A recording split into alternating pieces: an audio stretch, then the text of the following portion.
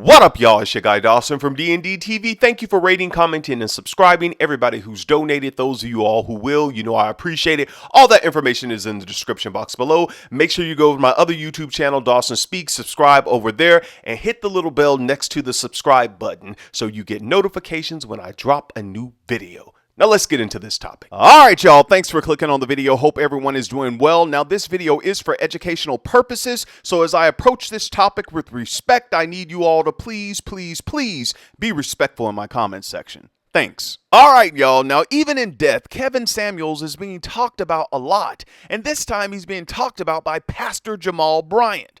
During a recent sermon, Pastor Bryant called out the late Samuels for his critique on women over 35 and even called out the fact that a GoFundMe account was created to pay for his funeral expenses. Now, according to reports, a GoFundMe account was allegedly created by a friend of Samuel's, Melanie King, which was later taken down. Now, I want you all to hear what Pastor Jamal Bryant had to say about this. How can a man say that you are of low value after 35? How can a man say that you do not have the level of traction of a high-powered man when that man has got to get a GoFundMe for his funeral? And all the women in the church went wild, as usual, when they say something like this. Now, let me say this. This video is about Jamal Bryant, and not really about Kevin Samuels. I don't have nothing bad to say about Kevin Samuels. I did not sit like some of you all and watch all of his videos and stuff. The man did his thing on YouTube. From what I hear, he had 1.4 million followers. In my opinion, I don't believe the man needed a GoFundMe because you all know these people down here on the YT, especially them gamers, these people getting paid. Now, if you all want to run with that narrative that this man was broke and all that kind of stuff, you can believe it. But as a content creator myself, I don't believe the man needed a GoFundMe. Now, if that make y'all feel good about going saying that, you say whatever. Now, I want to talk about clout chasing Jamal Bryant. Now, anyone who's been following me on YouTube for years, you know that I've talked on Jamal Bryant. As a matter of fact, here's some of the videos that I've done right there. You all can go back and look. I'm not making this stuff up. Anytime there's a popular song like Chris Brown, These Hoes Ain't Loyal, you all remember Jamal Bryant put that in his sermon. This is what Jamal Bryant does. He just wants to go viral. He wants to be a superstar. Now, I don't consider Jamal Bryant, he couldn't be my pastor. I think he is he's a Morehouse man. Ho to the house. I think Jamal Bryant is a wonderful community activist. But as a pastor, sir, you've got to live what you say. You've got to live what you preach. Jamal, you got up there in front of those women at New Birth Baptist Church and talked on Kevin Samuels. And no, I don't agree with things Kevin Samuels said. But Kevin Samuels said those things, but you walked them out, sir. You were nasty to the women in your life. You treated those women like trash. So you, sir, are no different than Kevin Samuels. If we just be real, and I know some of you all who are on the bandwagon because he said that, you all don't want to do your research. Jamal was the wrong person to give that speech. Now, if it had came from T.D. Jakes, Pastor Tony Evans, I couldn't, but they have too much class. They don't need to clout chase like that. They would have never said anything like that. But you, sir, have a track record of cheating on your then wife, Giselle Bryant, being a whore while you were pastoring a church. Ain't that's what the beautiful lady, what name, Monique over there? Oh, beautiful, old chocolate, beautiful Monique Samuels. Didn't she call you Pastor Holy Whore? Somebody should have gave that girl a Nobel Peace Prize. Because it's true. And I know some of y'all going to come and say, oh, Dawson, well, he was just standing up for the black women in the church. He was just standing up for us. Yeah, right. He want to stand up in some of the women in his church. That's what he want to do. This man is ridiculous. And since some of you all may want to run with that narrative, oh, he's standing up for black women, all this, and Dawson, you not. Well, let me read this article that was written by a black woman from a black woman's magazine, Essence Magazine. It's been around for decades since I was a child. Let me read you what they said, and they updated it in 2020 on Pastor Jamal Bryant. Here it goes. You can go find it yourself, but I'm going to read some of it to you. Why are we making excuses for Pastor Jamal Bryant? Enough is enough. Now, that's what the black women are saying in Essence Magazine. I didn't make that up. And they went on to say, I've read Christian folks drag women in church for much less. And then the author, the writer, Demetria Lucas said, Pastor Jamal Bryant is in the center of an alleged controversy depending on whom you ask. This time, LaToya Shanti Odom, a Los Angeles-based massage therapist, is accusing Pastor Jamal Bryant of fathering her 10-month-old son. Take a breath. I ain't gotta lie. Every time I do a video on Jamal Bryant, I always ask the question, Pastor Jamal Bryant, how your son doing? How is your little boy doing? Oh, Dawson, you lying. No, I ain't. They took DNA tests. It's all online. You can Google it. That's Jamal Bryant's baby. He'll claim his daughters, Giselle's children, and the one that's older than Giselle's children, he'll claim them.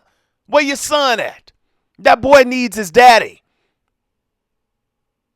All this mess we do in the church. Oh, my father in the gospel, my mother in the gospel, my spiritual mother, my spiritual father. Some of these people don't even take care of their own kids. How that's going to be your spiritual father? Talk to me. See, this stuff you all can get over with people who are blind in the church. But you get people, real people, thinking people. That don't make no sense to me. You a spiritual father and you don't take care of your own son. You don't see your own son. What kind of father are you? What kind of father are you, sir? In that Essence magazine, the black woman's magazine, Essence, with Susan Taylor and that, her braids going back, Essence. In that magazine, LaShanti Odom said that you failed to support that child financially. That's what they wrote in the black woman's magazine, Essence. Go look it up yourself. You don't have to believe me. Why did this girl have to beg you to take care of your son? You helped make him. And since some of you religious zealots like to come over here and throw scriptures on me and tell me to get off your pastor in this particular situation, let me put a scripture on you. 1 Timothy, the 5th chapter, in the 8th verse. But if any provided not for his own, and especially those of his own house, he have denied the faith and is worse than an infidel. That's yours. That child is yours, Jamal. Where's your son? How's he doing? I know you're taking care of the girls with Giselle. I know you're taking care of your other daughter, your son. These new pastors, evangelists, prophetess, teachers, and preachers now, I don't know where they came from. Everybody wants to chase clout. Everybody wants to be famous. No one has power anymore. You have performance, but you don't have power. That's why people can go into these religious institutions tormented by all types of spirits and nothing helps them. That's why they can walk in sickness and no one can lay hands and they are healed because people just want to check. They don't want to check in with God. And so for those of you who think that the vloggers who talk about this stuff on YouTube, we're going to hell. No, we're doing the work of the Lord. Because most of us are sitting here saying, prepare ye the way of the Lord. Because when he comes, your body will be healed. Your mind will be regulated. You'll resurrect out of depression, out of anxiety, and everything that has held you down. Because that's what the resurrection power of Jesus does. You don't have to wait until you die to go to heaven to receive it. But they don't like to preach on that. They won't teach on that. Because if they let you know you're free and you can be free here on earth, you won't be sending $1,000 faith seed every month to activate your faith. I don't need to send you $1,000 to activate my faith. All I got to do is open my consciousness and receive. I'm telling you, I'm getting off of this, but some of these people in these religious institutions, they're just actors, performers, pimps in the pulpit, and you all follow for it every time, hook, line, and sinker. So Jamal, the next time you want to talk about a man over your pulpit and what he said about women, let's talk to the women in your life and see how you treated them. Let's talk to Giselle and see how you cheated on her when you all were in Baltimore. And then over a year ago or so, when you tried to get back together on that reality show, and she found out because Monique came with that binder and really messed you up. It got to you so bad, sir, that you created a video and you had your own binder because you knew that Monique was telling the truth about you being a whore while you were pastoring and cheating on Giselle. Let's talk to Tweet. What happened with Tweet? You were supposed to marry Tweet. And then let's talk to LaToya Shanti Odom, the mother of your son. Sir, You were dogging women out then, and you're still doing it now.